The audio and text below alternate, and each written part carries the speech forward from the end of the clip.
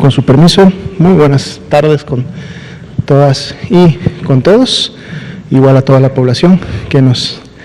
visualiza desde sus hogares o desde sus medios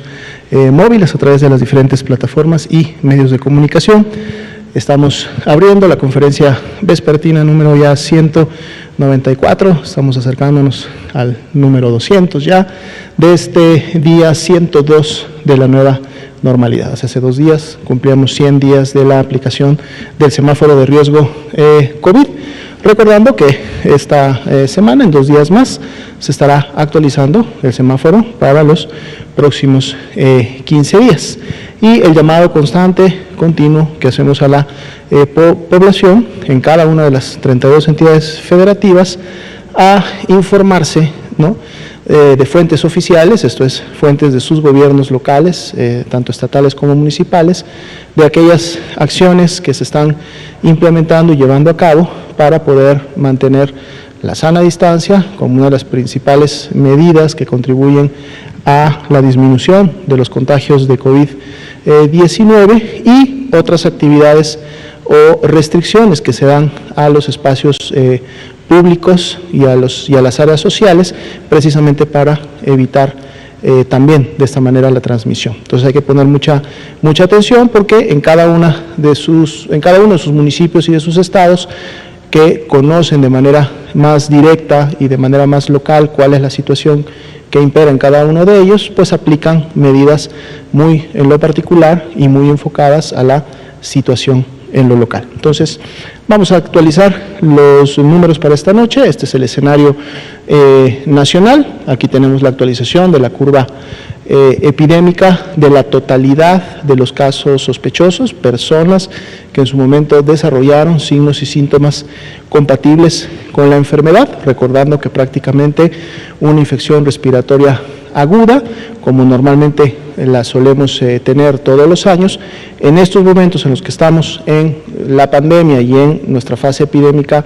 en el país, pues puede representar o puede significar tener en este momento COVID-19. Sin embargo, algo también que nos revela los estudios y lo que vemos también en estos gráficos es que no necesariamente todas las personas que desarrollan en estos momentos una infección respiratoria aguda, que puede ser leve o puede ser grave,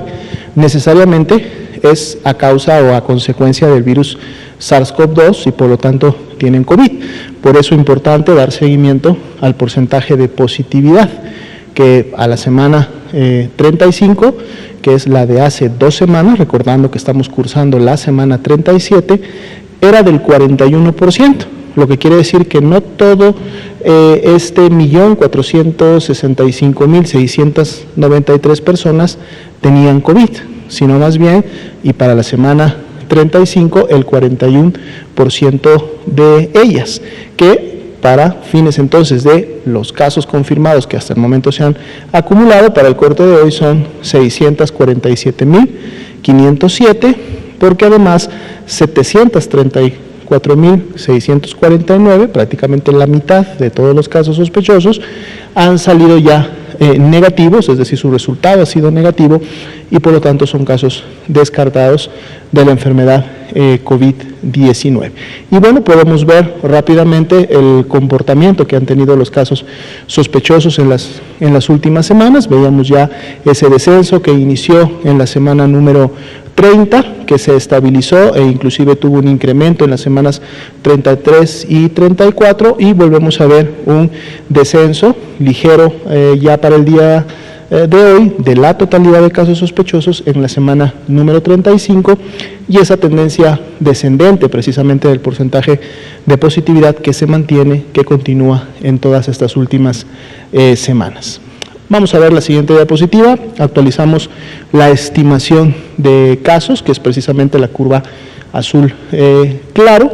Vemos aquí mejor representada y más apreciable esta disminución de la que estábamos hablando a partir ya de la semana número 30 en adelante, una meseta que tuvimos entre la semana 33 y 34, y ya entre la 34 y 35 nuevamente una tendencia descendente que para el día de hoy miércoles todavía se mantiene está en menos 9% y esperamos que esta curva todavía tenga algunos cambios mañana jueves, un poco menos el viernes y un poco menos el sábado, que es cuando estaremos cerrando la semana, pero hasta el momento, ya para la mitad de la semana, todavía conservamos una disminución de menos 9% entre la semana 34 y 35. Así también las defunciones continúan con la tendencia descendente, siendo el comparativo de las últimas 2 semanas que aquí están graficadas de menos 41%. La epidemia activa, que está representada por todas aquellas personas con inicio de signos y síntomas en los últimos 14 días, se ha mantenido también en un 6%, es un indicador también que vimos bajar prácticamente en el último mes, una semana, lo teníamos alrededor del 14, 15%, continúa, se mantiene en el 6%, representando a 39.994 personas, que son las que realmente en estos momentos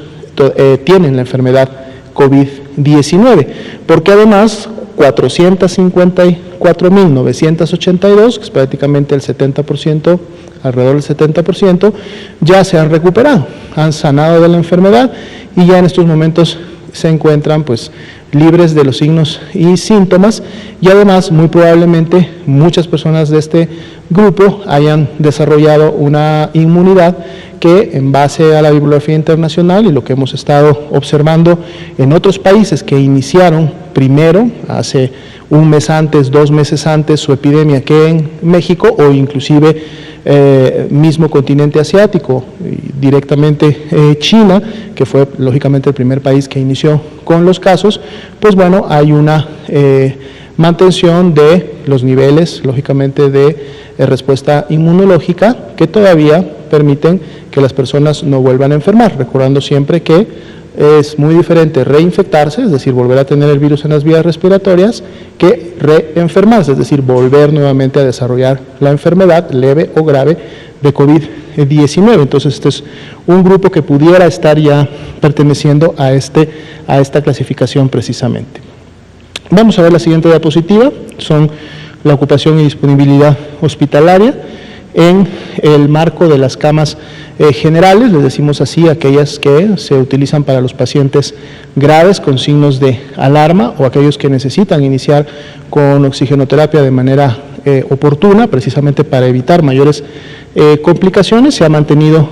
similar al día de ayer, 33% de ocupación, destacando que prácticamente todos los estados tienen al menos 41% o más de disponibilidad, llegando inclusive a niveles de disponibilidad por encima del 90%, como son los estados de Chiapas y de Campeche. De hecho, a nivel nacional son 20.803 las camas que se tienen disponibles para este tipo de pacientes. Veamos la siguiente diapositiva. Esta es la ocupación de camas con ventilador. Aquí tenemos nuevamente una disminución de un punto porcentual.